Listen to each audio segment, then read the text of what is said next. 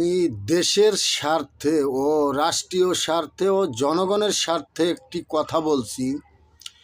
আমার কথাটি যদি প্রত্যেকটি দলের ভালো লাগে বা মনোমত হয় বা সংগঠন সক্রিয় রাখতে চান, তাহলে দলের দুর্দিনে যারা বিভিন্ন দলের সাথে সংযোগ হয়ে সুবিধা ভোগ করেছেন, দলের সুদিনে যারা বিভিন্নভাবে বিভিন্ন দল থেকে এসে সুযোগ সন্ধানী সুবিধা ভোগ করেছেন, দলের দুর্দিনে তারা দলে থাকে না, দলে কাজ করে না, এই সমস্ত নেতাদেরকে চিহ্নিত করে দল থেকে দূরে রাখুন।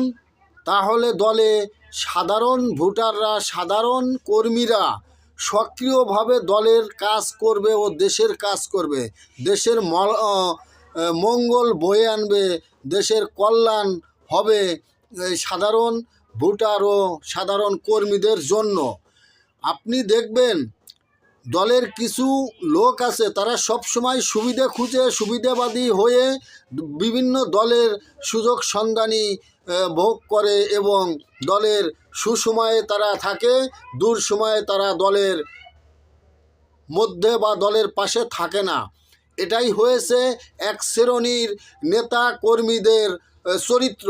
তাই এই সমস্ত নেতাকর্মীদেরকে দল থেকে দূরে রাখুন, তাহলে প্রত্যেকটি দলই সক্রিয়ভাবে সংগঠন টিকিয়ে রাখতে পারবেন।